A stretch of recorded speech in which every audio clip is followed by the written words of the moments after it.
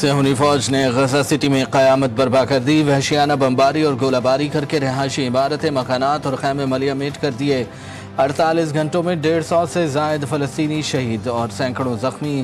شہداء کی مجموعی تعداد 65,000 سے تجاوز کر گئی. حماس نے غزہ سٹی پر حملے کو نسل کشی کا نیا باب قرار دے دیا. اقوام متحدہ نے کہا ہے کہ اسرائیل غزہ شہر کو ناقابل رہائش قرار دینے کی کوشش کر رہا ہے.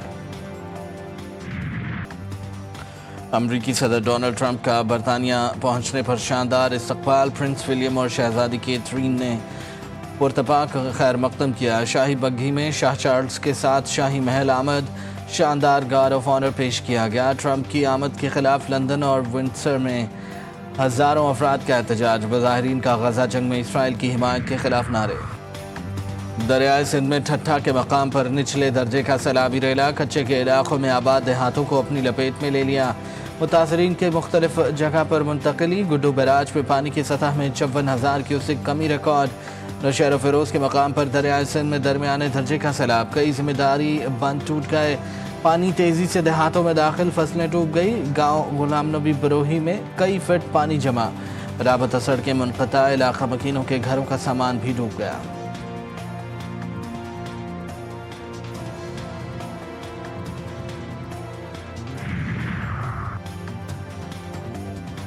جلال پور پیروالا میں سیلابی صورتحال برقرار. شہر کو بچانے کے لیے اج شریف روڈ میں شگاف ڈالا گیا. پانی کی تیز بہاؤ سے موٹر وے M5 میں کئی فٹ چوڑا شگاف پڑ گیا. موٹر وے M5 ٹریفک کے لیے بند.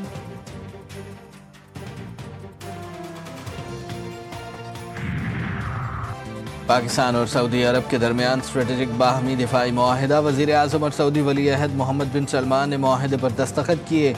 معاہدے کے تحت ایک ملک کے خلاف جارحیت کو دونوں ملکوں کے خلاف جارحیت تصور کیا جائے گا. معاہدے کا مقصد دونوں ممالک کے درمیان دفاعی تعاون کو فروغ دینا اور کسی بھی جارحیت کے خلاف مشترکہ دفاع و تحفظ کو مضبوط بنانا ہے. 8 دہائیوں پر محیط تاریخی شراکت داری کو مزید مستحکم کرنے کے عزم کا اعادہ. فیلڈ مارشل عاصم منیر کا اس معاہدے کی کامیابی میں کلیدی کردار. اسحاق ڈار، فیلڈ مارشل عاصم منیر، عطا تارڑ سمیت دیگر بھی موجود تھے. وزیر اعظم شہباز شریف کی سعودی ولی عہد محمد بن سلمان سے ملاقات. دونوں رہنماؤں نے دو طرفہ تعلقات اور دیگر اہم امور پر تبادلہ خیال کیا. شہباز شریف سعودی ولی عہد سے ملاقات کے لیے سعودی شاہی دیوان قصر یمامہ پہنچے. سعودی شاہی پروٹوکول کے ساتھ گھڑ سواروں نے استقبال کیا. سعودی مسلح افواج کے دستوں نے گارڈ آف آنر پیش کیا. شہباز شریف کے جہاز کے سعودی ایئر سپیس میں داخل ہوتے ہی شاندار استقبال کیا گیا. وزیر اعظم نے سعودی لڑاکا طیاروں کو سلامی پیش کی. کاکپٹ میں جا کر مائک کے ذریعے سعودی ولی عہد شہزادہ محمد بن سلمان کا شکریہ بھی ادا کیا.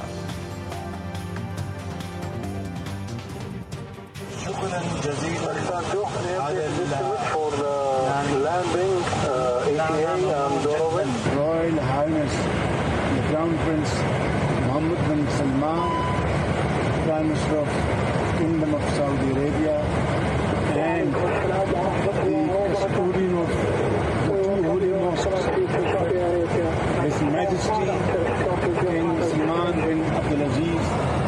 Thank you very much. بات چیت تو میدان جنگ میں بھی ہوتی ہے. سیاست میں کسی معافی کی ضرورت نہیں. PTI ان سے بات چیت کے لیے تیار ہے جو لوگوں کو گولیاں مارتے ہیں. لیگی رہنما رانا ثناء اللہ کی GTV نیوز کے پروگرام جی فرغریدہ میں گفتگو. کہا وزیر اعلیٰ خیبر پختونخوا پاسپورٹ بلاک ہونے سے متعلق غلط بیانی کر رہے ہیں. وہ مذاکرات کے لیے افغانستان نہیں جا سکتے. نوجوانوں کے زیارات کے لیے تنہا عراق جانے پر پابندی. عراقی حکومت نے ویزے کے لیے عمر کی حد مقرر کر دی. 50 سال سے کم عمر اکیلے مردوں کو ویزا نہیں ملے گا. اہل خانہ کے ہمراہی زیارات کے لیے نجف اور کربلا جا سکیں گے. وزارت مذہبی امور نے بھی عراقی حکومت کے اقدامات کی تصدیق کر دی. کراچی کے علاقے قیوم آباد میں بچوں سے زیادتی میں ملوث ملزم کی عدالت میں پٹائی. ملزم شبیر تنولی کو عدالت میں پیش کیا گیا. متاثرہ بچیوں نے ملزم کو احاطہ عدالت میں تھپڑ مارے. عدالت نے ملزم کے ریمانڈ میں 3 روز کی توسیع کر دی. آئندہ سماعت پر پیش رفت رپورٹ طلب.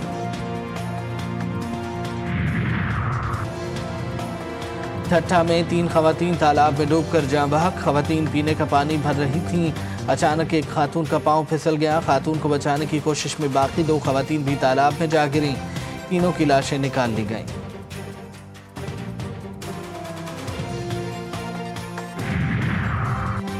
ایشیا کپ کے اہم مقابلے میں متحدہ عرب امارات کو شکست، اماراتی ٹیم پاکستانی 147 رنز کے ہدف کو پورا نہ کر سکی۔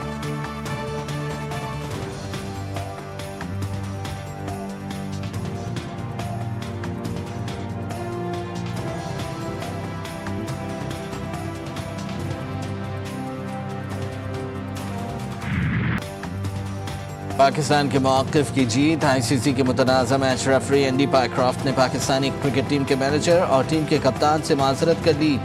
اینڈی پائیکرافٹ کو آئی سی سی ہیڈ کوارٹر طلب کیا گیا، وضاحت لی۔ اینڈی پائیکرافٹ نے 14 ستمبر کے واقعے کو مس کمیونیکیشن کا نتیجہ قرار دیا۔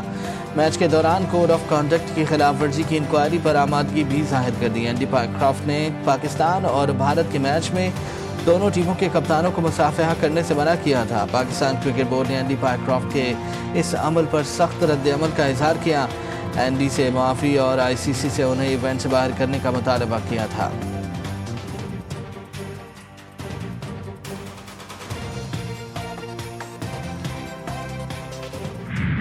ریفری نے ہمارے ٹیم مینیجر، ٹیم کیپٹن اور ہیڈ کوچ سے معذرت کی ہے، اور انہوں نے یہ بھی کہا ہے کہ ایسا واقعہ نہیں ہونا چاہیے تھا، اور اس کے ساتھ ساتھ ہم نے آئی سی سی کو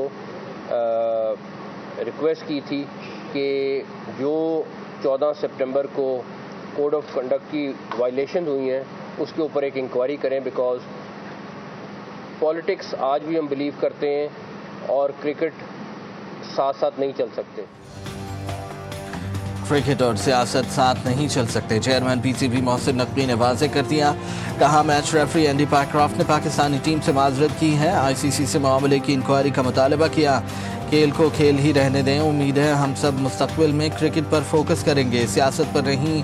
اینڈی پائیکرافٹ کو بھارت کے میچوں میں ریفری نامزد کرنا باعث حیرت ہے۔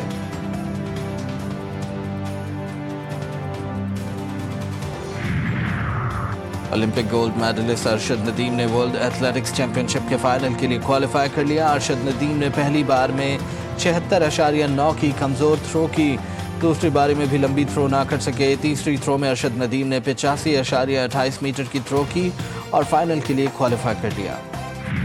اور ماضی کی معروف اداکارہ شبانہ اعظمی نے زندگی کی 75 بہاریں دیکھ لیں۔ شبانہ اعظمی نے 1974 میں فلم نگری میں قدم رکھا اور 5 دہائیوں تک راج کیا۔ شبانہ اعظمی نے 100 سے زائد فلموں میں کام کیا، آرٹ فلموں میں ان کا نام فلم کی کامیابی کی ضمانت سمجھا جاتا ہے۔